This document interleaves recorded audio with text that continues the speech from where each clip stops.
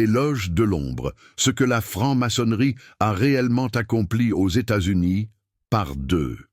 Ils signaient leurs lettres d'un compas et d'une équerre, se réunissaient à huis clos, dans les caves des Capitoles et les greniers des tavernes. On les appelait frères, initiés ou conspirateurs.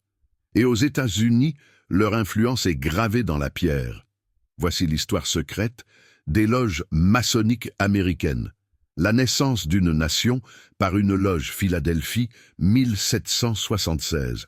George Washington entre dans un bâtiment éclairé aux chandelles. L'indépendance américaine n'a pas commencé à la guerre, elle a commencé dans les loges. George Washington, franc-maçon. Benjamin Franklin, maître du Temple. Paul Revere, initié. La plupart des signataires de la Déclaration d'indépendance appartenaient à la franc-maçonnerie. Leur rêve d'un pays libre a été préparé derrière des portes closes. Ce n'était pas une révolution spontanée, c'était un plan, une capitale maçonnique. En 1791, une ville nouvelle est conçue pour devenir le cœur du pouvoir. Washington, D.C., son architecte, Pierre l'Enfant, franc-maçon. Observez bien, des avenues en forme d'étoiles, des angles impossibles, des références occultes. Ce n'est pas un hasard, c'est une signature. La ville elle-même est une loge à ciel ouvert.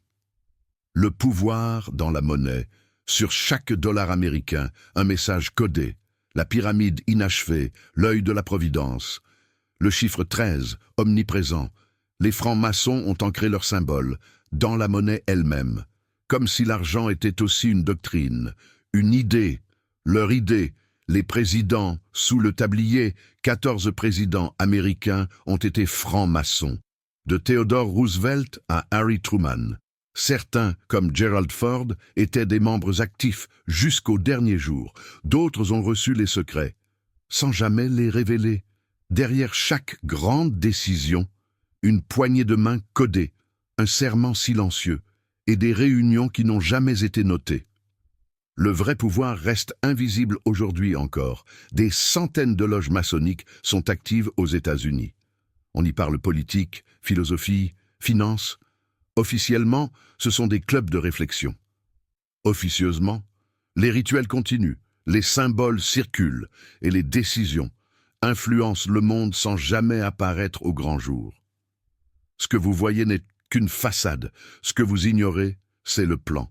Bienvenue dans le théâtre invisible, celui où les loges façonnent l'histoire et où la vérité ne se dit qu'en silence. Si vous pensez que ce n'est qu'un mythe, c'est que vous n'êtes pas encore prêt à savoir. Abonne-toi, car ce n'est que le début.